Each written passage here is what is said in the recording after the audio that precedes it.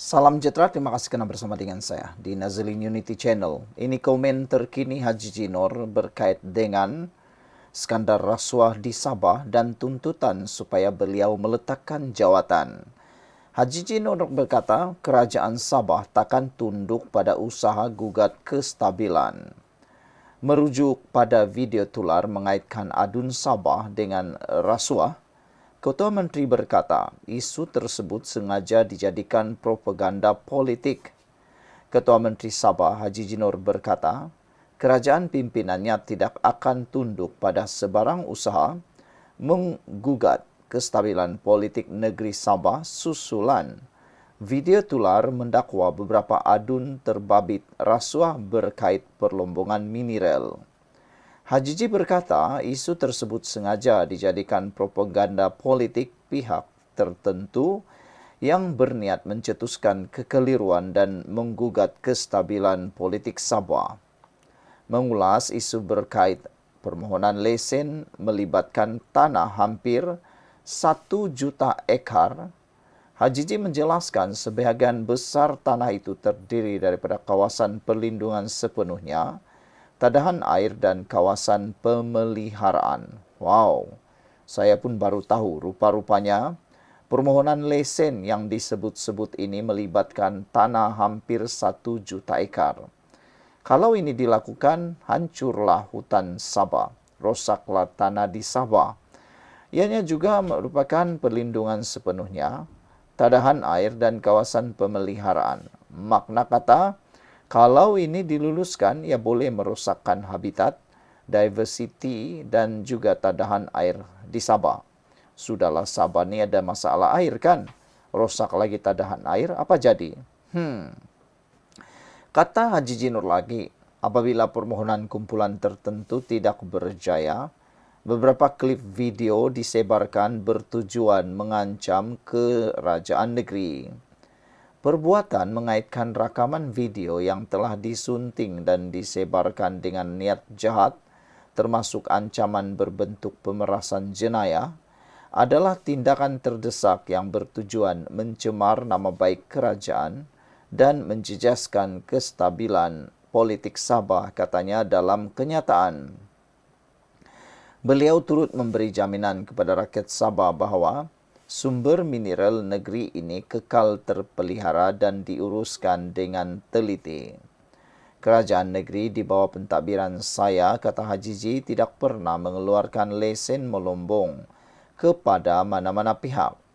Sebarang dakwaan bahawa lesen melombong telah diberikan adalah tidak benar sama sekali, katanya lagi. Setakat ini, kerajaan hanya mengeluarkan prospecting lesen yang bertujuan untuk penerokaan dan pengumpulan data geomineral. Proses ini ialah langkah awal yang diperlukan sebelum sebarang permohonan mining lesen daripada syarikat yang layak dapat dipertimbangkan.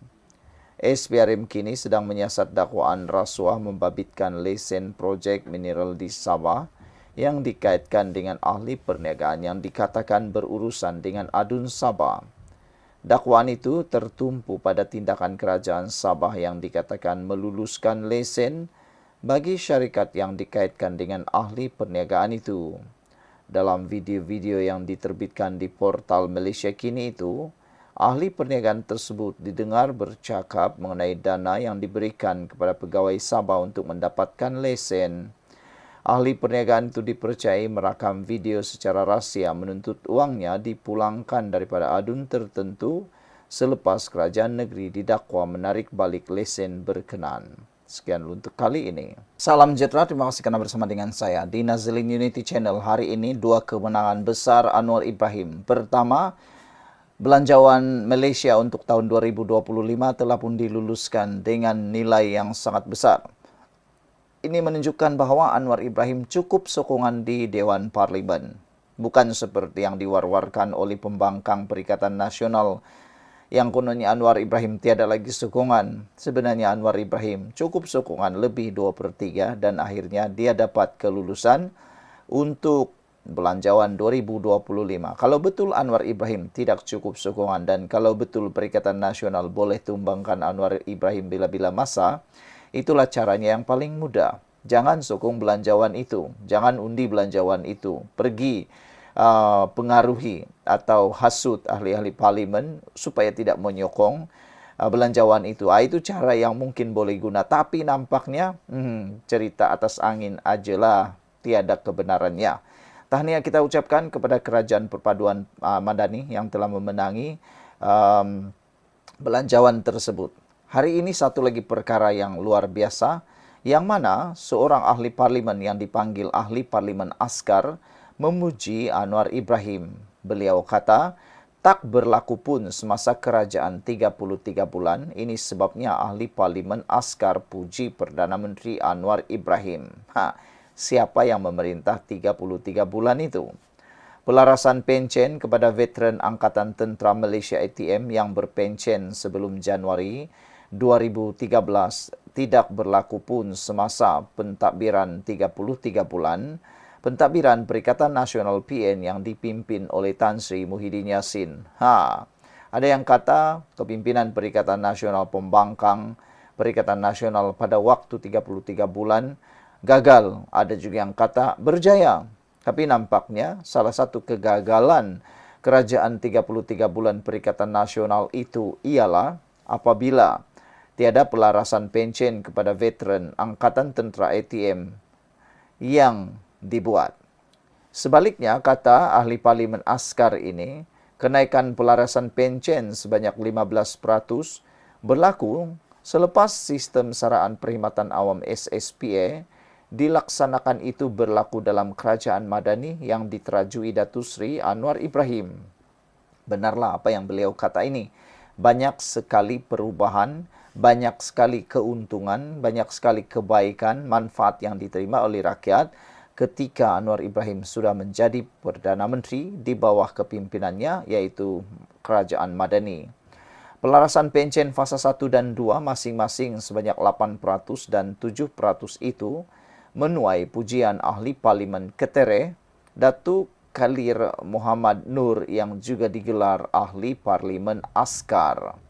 Bekas Ketua Perisikan Tentera Darat dan anak kelahiran Kampung Kubang Kiat, Ketere berkenan memuji Perdana Menteri ke-10 dalam persidangan Dewan Rakyat sebentar tadi.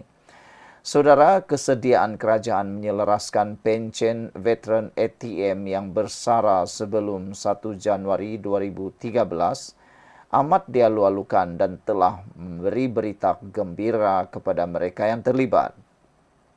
Mereka memuji yang amat berhormat Perdana Menteri kerana bersedia melaksanakan penyelarasan pencen yang telah dinafikan sejak 2013. Kata Major Jeneral Bersara Datuk Khalir itu.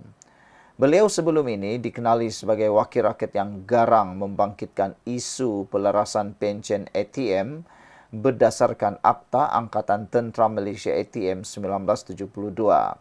Menurutnya, sudah lebih 10 tahun pesara ATM menunggu pelarasan pencen dilaksanakan kerana itu adalah hak mereka dan wajib dilaksanakan oleh kerajaan. Namun demikian, menariknya, tiada apa-apa yang berlaku sepanjang kerajaan 33 bulan dipimpin oleh Perikatan Nasional. Mereka kata Perikatan Nasional yang terbaik, tapi nampaknya apa yang baiknya kalau tidak ada penyelarasan yang dibuat sewaktu Perikatan Nasional memimpin pada waktu itu. Hanya ketika Anwar Ibrahim menjadi ketua kepada Kerajaan Madani, barulah berlaku pelarasan pencen sebanyak 15% melalui pengenalan sistem saraan perkhidmatan awam SSPA di bawah Kerajaan Madani. Tahniah diucapkan kepada Kerajaan Anwar Ibrahim. Jumpa lagi, tinggalkan komen anda.